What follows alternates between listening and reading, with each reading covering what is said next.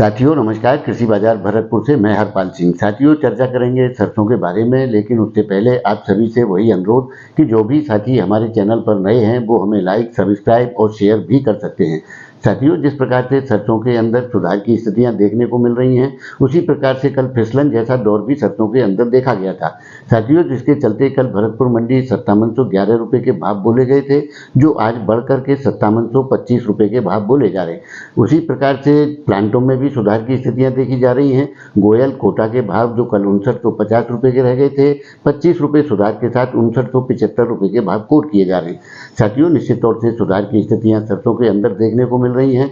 और उसी प्रकार से मलेशिया से वृक्षारोपण और पदार्थ मंत्रालय के एक मंत्री भारत सरकार के दौरे पर आए हुए हैं, जिनके कई समझौते भारत सरकार के साथ हो रहे हैं। जिस प्रकार से पाम ऑयल के प्लांटेशन की बातें हो रही हैं, बाजार में चर्चा ये भी हो रही है कि पाम ऑयल में तेजी की संभावनाएं भी व्यक्त की जा रही हैं। तो साथियों इस प्रकार के अनेक समीकरण चल रहे हैं, जिसके चलते 22 तारीख का जो भारत सरकार का बजट सत्र है, उसके बाद में स्थितियां क्लियर होंगी कि सरकार के द्वारा किस प्रकार के स्टेप इन स्थितियों के आधार पर लिए जाते हैं, तो उसके असर बाजारों में क्या देखने को मिलेंगे। लेकिन इतना जरूर है साथियों कि सरसों में गिरावट या नरमी जैसी संभावना, जैसे कि हम पहले से व्यक्त करते रहे, कोई नहीं है। हाँ, संकेत जो भी होंगे वो निश्चित रूप से सुधारात्मक होंगे।